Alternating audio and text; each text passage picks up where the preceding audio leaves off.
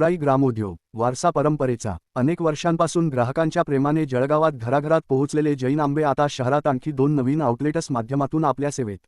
महाबळ colony 467/3 plot number 1, Makarand colony, Ganesh colony दुकान number 6, Geeta Shankar market.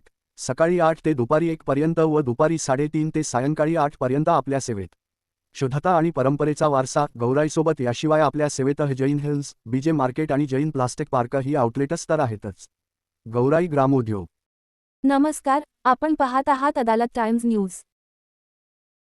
माझ्या आचारातही संघच आहे आणि हे गेले 35 वर्ष आपण अनुभवता आहात.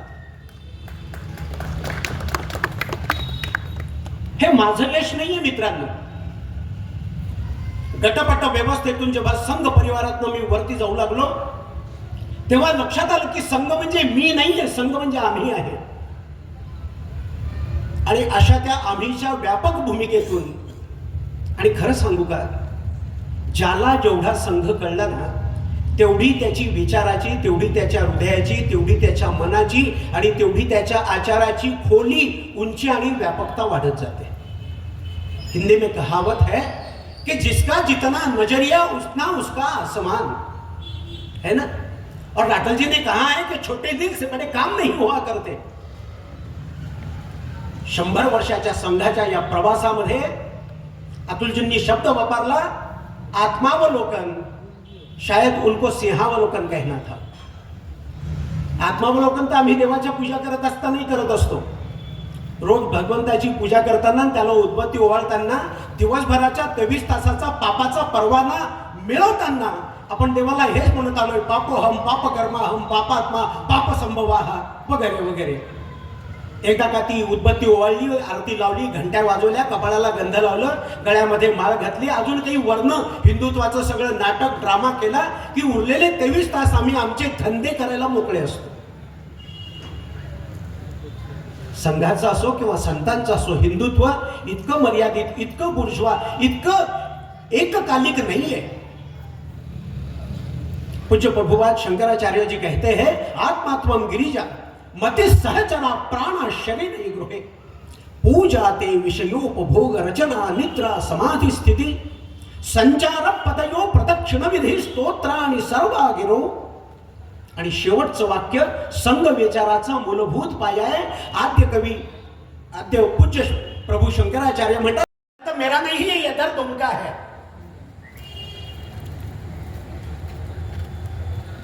धुळ्यामधली लोकसभेची सीट एका विशिष्ट मतदारसंघाची मतपेटी उघडल्यानंतर 3,99,000 मताने भाजपचा उमेदवार हरतो. मला प्रचार भाजपचा करायचा नाहीये. या प्रकारची धर्मजागृती जर तुमच्या आमच्यामध्ये येणार नसेल तर लानत आहे अशी जिंदगी. आणि हे आपण करू शकतो. माझ्या कीर्तनात आपण ऐकलेलं आहे अनेकदा. यांना मातीत घालण्याचं काम करण्याची ताकद फक्त आणि फक्त हिंदू समाजातच आहे. आणि ही ताकद कुठे येते? ही ताकद येते अंगावरती आलेल्या या भगव्या वस्त्राने. ही ताकद येते डोक्यावरती बांधलेल्या या भगव्या साफ्याने. आपने सुना है मेरी कीर्तनों में, त्या भगत सिंगाला समजवायला त्या काळचा काँग्रेसचा एक नेता गेला. भगत सिंगांना फाशी झाली होती. मोहनदास करमचंद गांधींना लोकांनी सांगितलं की तुम्ही रदबदली करा. आयर्विन नावाचा साहेब देशात येणार होता. तेव्हा गांधींचे शब्द आहे, दे आर मिसगाइडेड पॅट्रिऑटिस्ट. ते वाट चुकलेले देशभक्त आहेत. आणि एवढं बोलून गांधी थांबले नाही. त्यांनी कल्ट ऑफ बॉम्ब नावाचं एक आर्टिकल त्यांच्या पेपरमध्ये लिहिलं. तुम्हाला मला सांगू देत, भगतसिंग डॉक्टरांची स्वच्छ भूमिका होती की मी डॉक्टरकडे जातो. मी एखादा मनुष्य डॉक्टरकडे केव्हा जातो? जेव्हा माझी प्रकृती अस्वस्थ होते. म्हणजे जेव्हा ईज मधनं आम्ही डिसईज मध्ये जातो तेव्हा आम्ही डॉक्टरकडे जातो. चला बुवा, आज काहीच काम नाहीये, गाडी पण 2 दिवस झाले चालवलेली नाहीये, चला गाडी काढूया आणि ईसीजी काढून येऊया, 2D इको करून येऊया. कवीची ॲम्ब्युलन्स फुकट मिळते म्हणून जरा त्याच्यात बसून झोपून फिरून बघूया. याच्यासाठी डॉक्टरकडे नाही जात आपण. प्रकृतीमध्ये अस्वस्थ झालं तर डॉक्टरकडे जातो.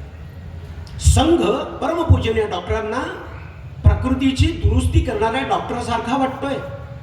म्हणून संघ पूजनीय डॉक्टर म्हणले की संघ ही एक स्वाभाविक व्यवस्था नाहीये, नाईलाजाने या समाजाचं संघटन करण्यासाठी केलेली ती पर्यायी व्यवस्था आहे. मग संघ की चाह क्या है?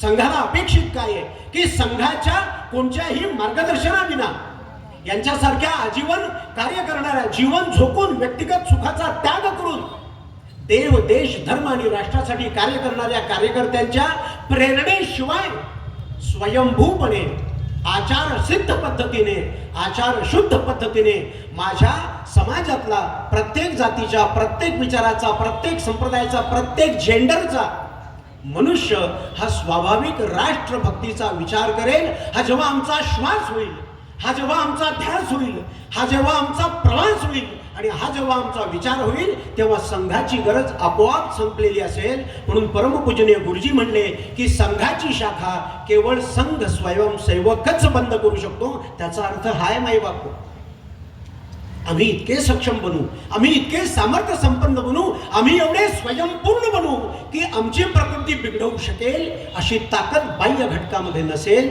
त्या परिस्थितीत, त्या संक्रमणाच्या उंबरठ्यावरती आज संघ आणि पर्यायाने हिंदू समाज येऊन पोचला आहे.